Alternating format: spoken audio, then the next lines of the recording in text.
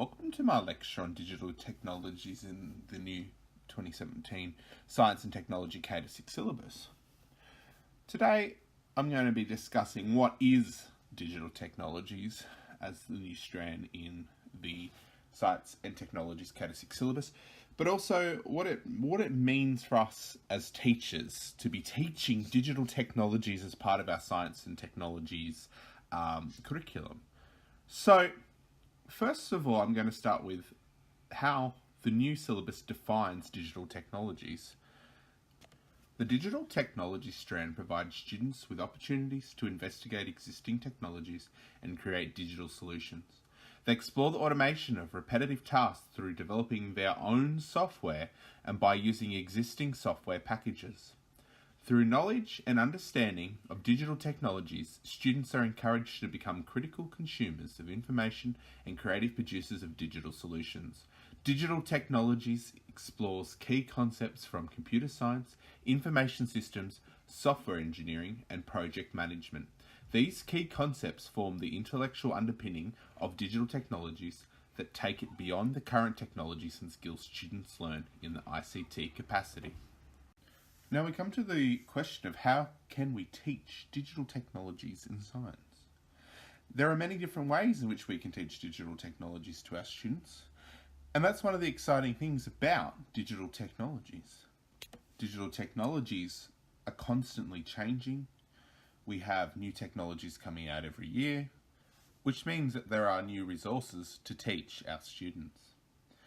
So here I've got as examples online, offline, hands-on computers, using robots, gamification. I need to break down each one of those a little bit. Online, you'll see later on, I will show you some resources for coding that are great ways of engaging students and teaching about digital technologies.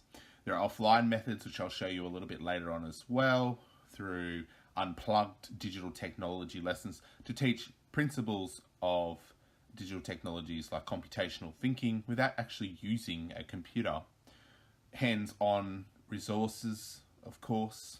Computers, the traditional way of learning about digital technologies in the computer room, of course. New exciting technologies with robots that have become accessible and quite cheap to use in the classroom, and of course a newer sort of principle of gamification as well. So as a handout, you have received a program that I've put together for stage 2, just as an example, that will show you a range of different lessons that you can use to address the digital technology strand in the new K-6 Science and Technology syllabus. So looking at this program, you can see that I've taken the outcomes, the focus inquiry questions, skills and content straight out of the syllabus. Now what we're going to be looking at is the lesson here. The first lesson here is including B-bots and spheros, which we're lucky enough to have access to here at school. The B-bots are a simpler robot that you'll look at, I'll show you later on, and the spheros as well. Next we move on to an investigation of digital systems, where students will investigate a digital information system and produce a poster on Microsoft Publisher, something that they're quite familiar with at our school. Then I have a investigation into rubbish around the school, where I want to see students using those traditional skills on the computer, but also then looking at some of the skills for digital technology. And that's the thing I think it's very important for us to understand, that in the new syllabus, digital technology is just not the skills of using the software or even just using the hardware. It's also understanding the ways of thinking computationally, in thinking about data, thinking in that way that allows them to use the technology for maximum effect. So here I want them to produce graphs, I want them to collect data, and I want them to use those skills to analyze the data, but then use that data to reflect on the rubbish and things around our school and to suggest solutions to the problem of littering around our school. Next, I've included Kahoot. Kahoot is something I quite enjoy. If we were doing this with a large group of people face to face, I would start a Kahoot game, but I encourage you to look at Kahoot and to use Kahoot. Kahoot is an online quiz that you as a teacher can set up the quiz, or you can find quizzes that are already made there for you. It's all free, and you can then use it on your class as an assessment or even as a learning tool as well. Kids don't think that they are doing a test. They think that they are playing a game. In fact, it's the only test I've ever given students where they've begged me afterwards, Mr. Mendes, Mr. Mendes, Mr. Mendes, can I please do another test? You know, it's great. Next, I'm including the Divide and Conquer lesson, which comes from CS Unplugged, which I will look at a little bit later on. It is one of the offline methods of looking at computational thinking. So we're going to have students essentially exploring what is an algorithm without using a computer at all. Using some cards that you print out and cut out, and that's that. So that's looking at digital technologies in an offline way. They're quite often referred to as it is there. CS is Computer Science Unplugged. So unplugged or offline learning about digital technologies. And then lastly, I've put in some lessons there using code that is block code. So it's quite accessible for students. There's two websites there that I'll explore later on in this lecture. One is a beginner's one, which actually is an online hour of code. It takes you through block coding. It starts at the basics and moves through the more advanced coding that you need to use to write a usable computer program. And then the next website is Scratch, which you may already be aware of. It is quite an older website. It's been used for many years in computer science, but that is a really great website, which is free. Once again, love free. As we know, we have limited budgets in schools, and it's all online. And with Scratch, you can do block coding for students to make their own games, make artworks, make basically anything that they can imagine. So that's just an example for you of how you might program for the digital technologies in the K-6 syllabus. If you're feeling a bit overwhelmed right now, it's all right. What you need to remember, and this is something as teachers that we need to not only remember, but also teach our students, that learning is a lifelong pursuit. Technology is constantly changing, and part of our job is to learn and develop our skills with digital technology. So we have PD. That's why we have new syllabus comes out, new curriculum to meet the needs of our students in the changing times. As teachers, we must promote lifelong learning in both our students and ourselves. Half the fun of being a teacher is discovering new things to share with students. Or my favourite, having them teach their peers and use something new. There's nothing more exciting as a teacher than when a student discovers something new. And I love it when they get to come and tell me, as their teacher, something new that they've learnt themselves that I didn't know. That's fantastic. I love that. I think that's the best part of our job. As I put on there, from just looking at the new program I've made, one of my favourite new discoveries in class is to use Kahoot. So I'm going to show you now the website. Fortunately, we won't be able to play the game, but I will show you the website, and I would like you to have a look at this later on and check it out.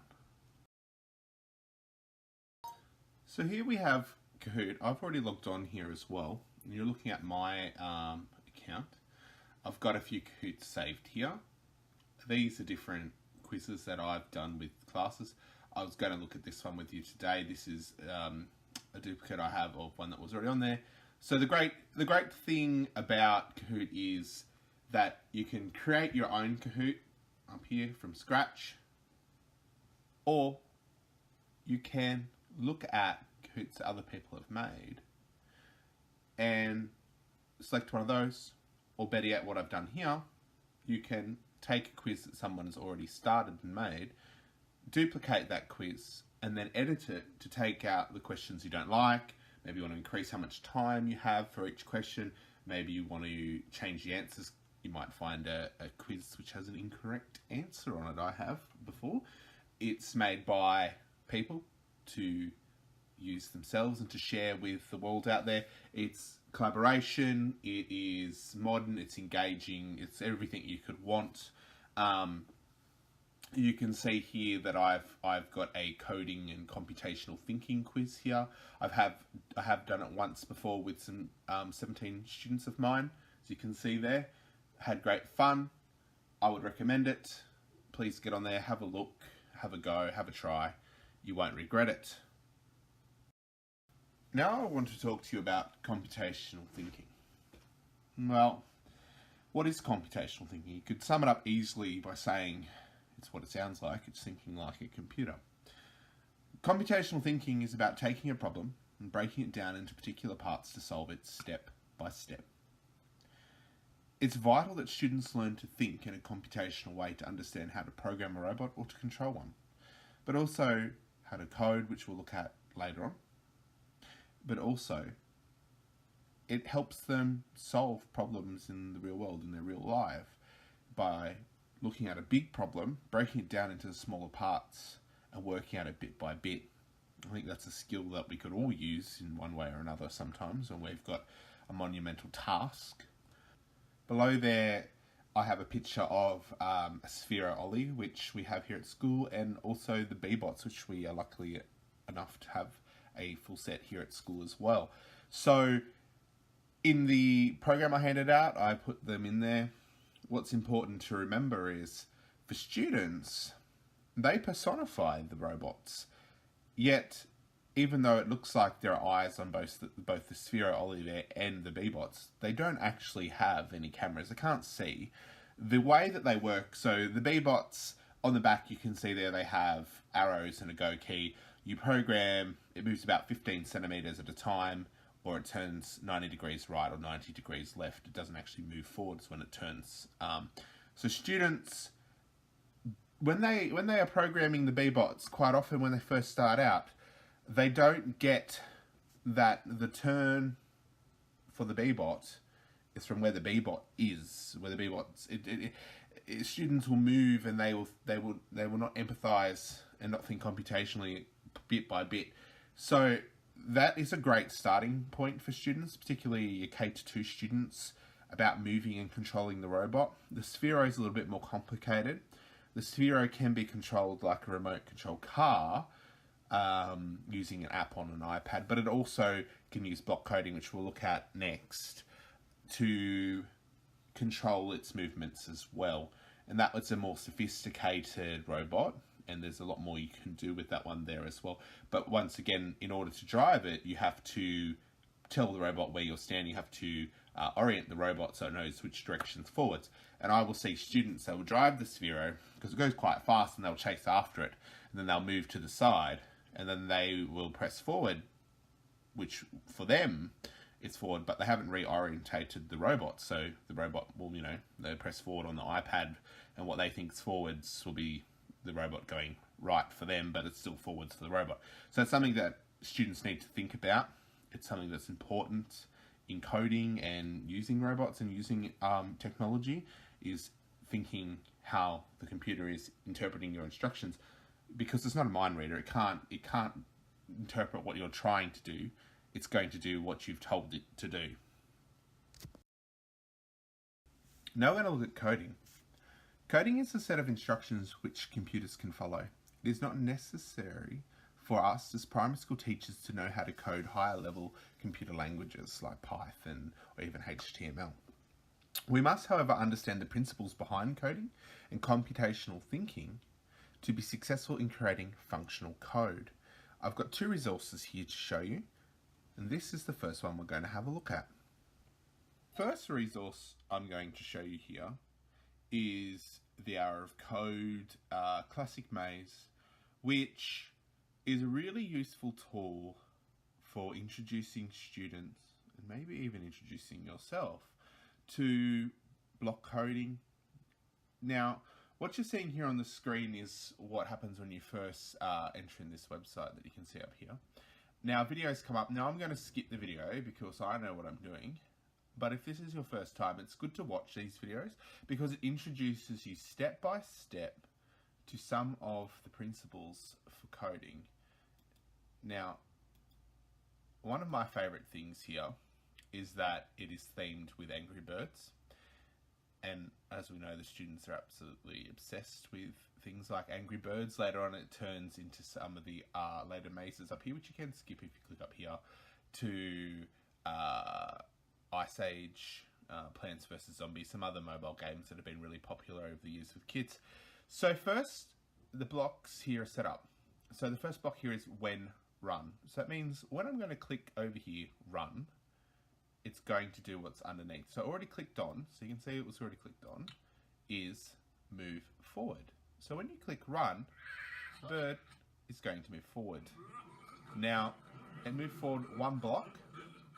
And as you can see here, for the workspace here, it says that you should use 3 blocks. So if I put another move forward down, it's going to move forward twice. So hit reset.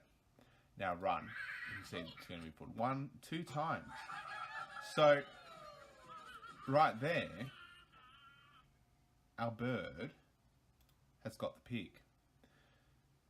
And it goes to the next puzzle. Now there is 20 different puzzles here. They get harder and harder as it goes on. Once again, so you're using just move forward here to get the pig. 4 blocks this time because we're going to move forward 3 squares. It slowly starts to introduce the different concepts of coding. So starting off with just moving forward, very basic, moves into turning now. So you need to make a turn. So move forward. You want to turn right and move forward again to get the pig. And that's something that kids will struggle with at first, is what direction are you going to turn, because it's not from our perspective, it's from the bird's, the sprite's perspective, which is the bird here. It needs to turn right, not our perspective as the coder, because to us that's down, isn't it? Now I'm just going to skip forward a few puzzles to show you here. So there's another video there. But we get to here and it starts to introduce rules like repeats and the repeat until. So this block here is quite a complicated block. It says repeat until you hit the pig. So what you put in here is what the bird will do. So in this case, once again, only using 3 blocks. So instead of ordering the bird to move forward, those 5 spaces, you're just going to put in there repeat until move forward. So you're only using 2 blocks instead of using 5 move forwards. So when you hit run, the computer's going to check, move forward, didn't hit the pig, move forward again, didn't hit the pig, and continue until it gets to the pig. We'll leave it there. That's something that I really recommend that you have a look at. I've used that with students here at the school before. I've used that with some of the classes. It is just a great tool for introducing coding to students and for even refreshing some of those students' memories on coding, because perhaps they haven't done it in a while. But also, if you look further at that website as well, there are other activities as well for students. There's ones based around Minecraft, which is quite popular, and Frozen and things like that. So it's a really great resource. I recommend that you check it out when you get the chance.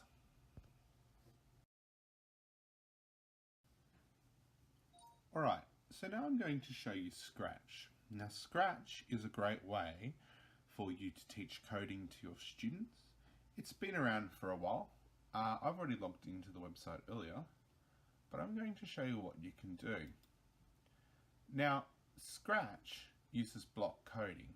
These are your blocks here. Now the blocks are used to control your character. Now your character here, this sprite, it's the default sprite, it's the cat. You can change that, but I'll stick with the cat for now. Now I'm just going to make the cat a little bit smaller because I don't like the cat this big for what I'm about to show you. So I'm going to just hit shrink here and shrink the cat down a little bit. Now, what happens when you're using block coding? You use these blocks to command your sprite to move around and do what you would like to do. Now you're pretty much limited by your imagination here, and that's the great thing about coding with Scratch. The things that your students will come up with will just be amazing. Now, I'm going to use the blocks here. So I've just gone to events, And I'm going to use this block here to start with. And this block is when the green flag is clicked, this will happen. Now nothing's going to happen at the moment because I haven't put any blocks there. But when I click the green flag here, whatever I put here will happen. And I'll just show you an example just to start off with. So first I'm going to put in this block, move 10. Now 10 means pixels and that's not going to be very fast. So I'm just going to increase this so you can get an idea of what it's actually going to happen. So you can watch the cat while I click up here. So every time I click, it's going to move 100 pixels. So I move the cat back, click it again, it moves forward 100. Now, what you can do, and this is one of my favorite things to do with Scratch, I'm going to use the pen function. And the pen function is just what it sounds like. It's like putting a pen down underneath the sprite. So I'm going to put pen down. I'm just going to move this around a bit because I don't want it to move first. I want to put the pen down and then I want to move. So now if you watch the screen, because the pen is going to go down first, watch what happens. Well, we draw a line. Now, what I have done with students in the past is I have used the pen function in order to create a Scratch artwork, if you will. And this is something that I think is really good. So you go to motion, because I need to change the movement up a bit, because right now it's just going to go forward and draw a line. So I'm going to add in some angles. I'm going to change this back to 20 for what I would like to do next. And now, every time I click, my cat is slowly turning around. Okay, changing the direction it's going. So I'm starting to get a curve. Now I'm going to be clicking for a while to get a single shape going here. So what I can do in order to make my life a little bit easier is I go to control and I can put in a repeat. So I'll just put this repeat in. What I want to happen, I need to put in the middle of the repeat. So when I click that on there now, whenever I click up here, all of this is going to happen 10 times. So let's see what that looks like now. All right, that's much better. Now I'm going to increase that to 30 repeats. Also, I'm a bit tired of looking at blue, so I'm going to change the pen color. And to do that, I'm just going to sneak this one in here right on the end, change the pen color by 10, and you'll see what happens when I click go. I'm starting to make rainbow circles. And your students can experiment, and they're not quite perfect circles, are they? So they can keep going. They can change the color by setting different options. They can change the colors more dramatically by changing the numbers here. You can change the angle to make a different shape. Let's try 35 and see what happens. There you go. And all this is free. The kids can just use their imagination. They can do what they like. Now I'm just going to show you one of my other projects that I have done earlier. So I'm just going to go to my stuff. Just to show you some of the other things that you can do. So